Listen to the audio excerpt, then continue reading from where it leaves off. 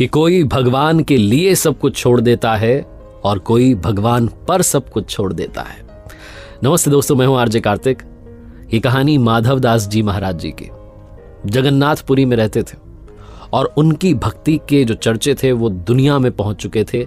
इतनी ज्यादा भक्ति करते थे, वो किसी से ज्यादा मिलते जुलते नहीं थे। वो कहते थे कि मैं हूं सिर्फ प्रभु का और प्रभु मेरे हैं, मुझे किसी और की आवश्यकता नहीं है। वो ज्यादा किसी से बातचीत नहीं करते थे। वो कहते थे कि प्रभु आते हैं, मुझे दर्शन देते हैं, लीलाएं करते हैं, मैं उन्हें भोग लगाता हूं, मेरे साथ खेलते हैं। माधव दास जी की बहुत ख्याति थी। एक बार वो बीमार पड़ गए और बीमार इतना ज्यादा हो गए कि उनसे उठा बैठा नहीं जा रहा था। बहुत कमजोरी आ चुकी थी। बहुत लोग आए, उन्होंने कहा कि हम आपकी सेवा करना चाहते हैं, आपकी स्थिति ठीक नहीं है। लेकिन माधव दास जी ने सबको मना कर दिया। धीरे धीरे कमजोरी इतनी बिगड़ चुकी थी, इतनी ज्यादा बढ़ चुकी थी कि भगवान ने अपने भक्त की जब वो हालत देखी तो उनसे रहा नहीं गया। कहते हैं कि भगवान सेवक बनकर के माधव दास जी की सेवा करने के लिए आए और माधव दास जी उस हालात में थे कि उन्हें समझ में नहीं आया कौन आया जो मेरी मदद कर रहा है।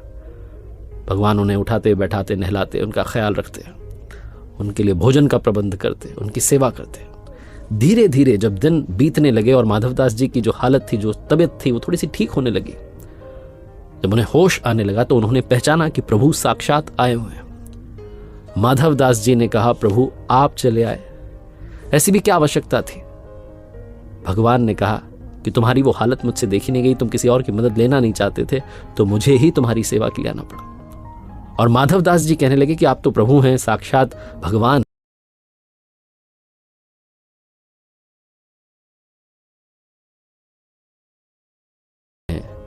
आपको सेवा करने की क्या आवश्यकता थी।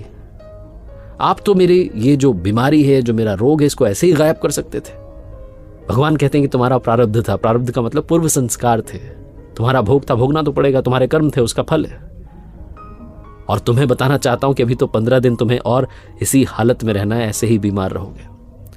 माधव दास जी ने हाथ जोड़ लिए, कहने लगे, प्रभु अब मुझसे रहा नहीं जाता, मैं ऐसे रह नहीं सकता, मुझे बहुत कमजोरी लगता है, प्राण छूट जाएंगे, ये बीमारी सही नहीं जाती।